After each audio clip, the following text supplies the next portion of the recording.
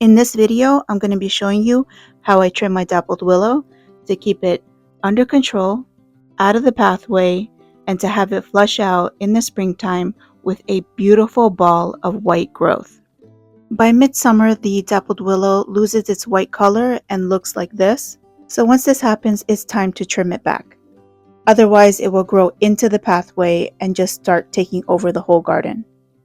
Dappled willows are vigorous growers and you have to keep them under control. So I'll be showing you two different dappled willows in two different stages of pruning.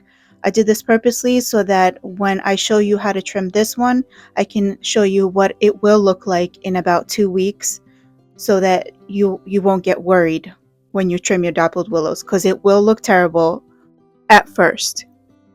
But it's a necessary evil, because if you don't stay on top of it, it will just grow out of control. Their natural growth pattern seems to be to pick one dominant branch and then branch out from there. I've seen videos where other people let it grow wild and it's taken over an entire area. I don't have a large garden, so I cannot let it do that. So now let's get down to the business of cutting it back. I have it underplanted with autumn joy sedum, so I can't really step into the planting area or step around the willow, so I'll be working just from the front here. I start by grabbing the longest and strongest branch that's coming towards me, and I follow it all the way into the plant, right to where I cut it last year. The reason I'm able to get away with cutting it back so severely every year is that the nodes of dappled willow are very close together. So as you can see here, there's two nodes spiraling around. So there's two here and then two here on the other side. This means that even if I leave half an inch of growth and cut all the rest off, I'll still get multiple bud breaks, so the plant will get fuller without actually getting bigger. Here, let me show you. You see where I cut it last year? I only left about half an inch of growth, but you see how many bud breaks it had. So it got fuller without getting much taller. Now I'm going to take this branch, which is a big branch. I'm going to follow it all the way down, all the way into the plant where I cut it before, and leave a small nub right there. Once I have this first cut, I'm going to use this cut as a guide to cut all the rest of the branches, because some of the branches are, as you can see, are coming from underneath that cut way down into the plant, so I can't follow them all the way down. I want to make a ball, so I'm going to use this cut as a guide and just go across all the other branches. So this next branch, even though it's coming from underneath that other one, I'm going to cut it at the same level as that other cut. So this cut is my guide. All the other cuts will be at that same level.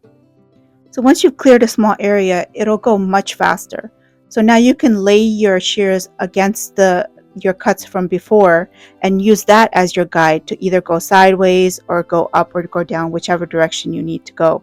So to make your life even easier, you just grab a handful of these smaller branches, hold them together, and then use your previous cuts as your guide, hold your shears against those cuts, and then just cut sideways.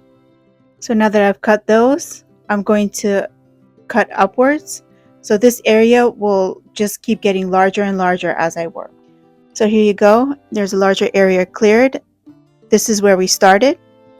We used that to go sideways. And then we went down. And now I'm going to go up. So as you can see, it's keeping that shape of a ball. I'm always mindful of the previous cuts as well, so I'm not cutting below the previous cuts. Another benefit of doing it this way rather than just using shears and cutting it through, that would be faster, but the problem is you're creating another problem, because then you'll have branches falling into your plant and it will take you longer to pick those things out. This way, I have the branches in my hand and I just throw them behind me. Once I get to the top, I can't really reach back there, so what I do is I grab a branch and I pull it towards me, and I cut, then I let it go, and it just goes back to where it is. As you can see, I easily trim back there, so it won't be a problem. So here's what it looks like when you're halfway through. You can see the original growth up there and the ball that's taking shape. So here's what it looks like when it's finished. I really enjoy that manicured look. It does look terrible now, but it will look much better in a couple weeks. About 2 weeks, 2.5 weeks, it's going to flush out and it's going to look great. As I mentioned in the beginning of the video, I have another dappled willow that I did a little bit more than 2 weeks ago, and it's already flushed out, so I want to show you what this one will look like in 2 weeks. I will of course keep you updated on this one as well. I'll probably do a short when it's flushed out. Any updates will be linked in the description. I'll probably do another short when the sedum is flowering and it looks beautiful again. So here's what it looks like after 2.5 weeks of growth. As you can see, all the bare branches are covered. It's a little bit out of shape because I couldn't get back there where it's out of shape, because there was a rose right in front of here and it was killing me. It was attacking me. So I have since cut back that rose. I'll get back in there in a couple of weeks and trim it back again. And that should give me a nice rounded shape. And the reason that the new growth is not white like in the spring is because the branches have to go through a cold period in order to get that white growth. So you'll only get that white growth after the winter, in the early spring. So even though because of circumstances I have to come in here and cut this one again, I usually only cut twice, 2 times a year. Summer and the end of fall. And that should give you nice white growth in the springtime. This works for bushes and dappled willow trees, which get a nice lollipop shape.